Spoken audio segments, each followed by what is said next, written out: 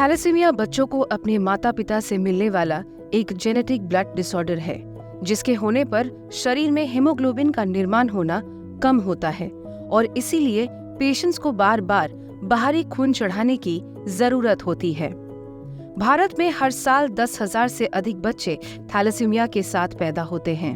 World health organisation के अनुसार 40 लाख भारतीय थैलेसीमिया के वाहक हैं, जबकि 1 लाख से अधिक वास्तविक रोगी इस बीमारी से जूझ रहे हैं। हम लोग बोलते हैं बीटा 0 बीटा प्लस।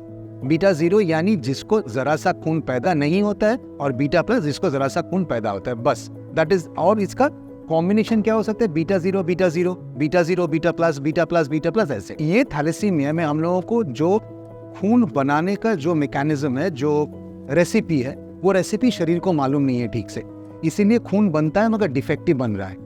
ये डिफेक्टिव खून से शरीर को कोई काम नहीं होता, इसलिए शरीर इसको डिस्ट्रॉय करता है, नष्ट कर देता है। कहाँ पे नष्ट करता है?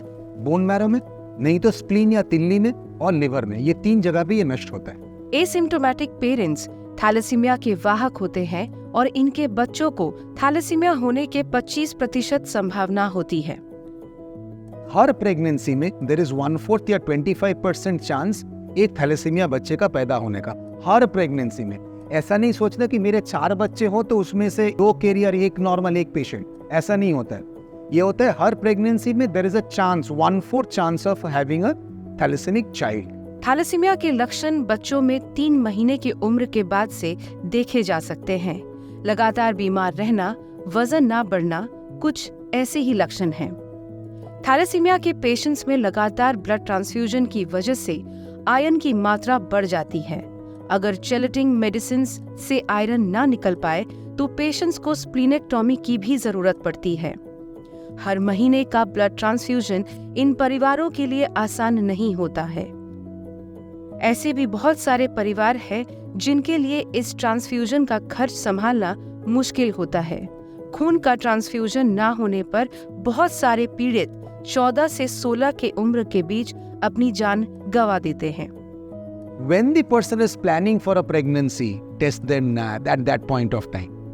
If the person has become pregnant, the lady has become pregnant, test the guy, test the husband, not the wife. Jamshedpur शहर में पिछले 21 सालों से अनुराग फाउंडेशन ऐसे ही परिवारों का हाथ थामा है। अनुराग फाउंडेशन इन थैलेसेमिक बच्चों के लिए न केवल ब्लड अरेंज करवाती है, बल्कि उन्हें वित्तीय सहायता भी देती है। ये हमारा पूर्वी सिंहभूम है, जो थैलेसेमिक बेल्ट है। यहाँ इसके आसपास बहुत से थैलेसेमिक पेशेंट मौजूद हैं। ये इसके पीड़ित और इसके वाहक को इसका पता ही नहीं चलता है। अज्ञानता के कारण इनके इलाज में बहुत देर हो जाता है। पिछले 21 सालों से अनुराग फाउंडेशन इस क्षेत्र में कार्यरत है।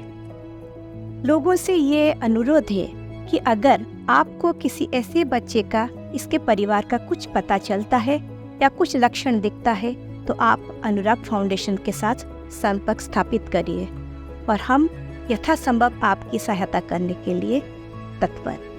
थैलेसीमिया का इलाज तो है, मगर वो इतना महंगा है कि साधारण लोगों के पहुंच से बाहर है। पर सही समय पर जांच करवा के, दवाइयाँ लेकर और सही मदद के साथ हम सब थैलेसीमिया को बढ़ने से रोक सकते हैं।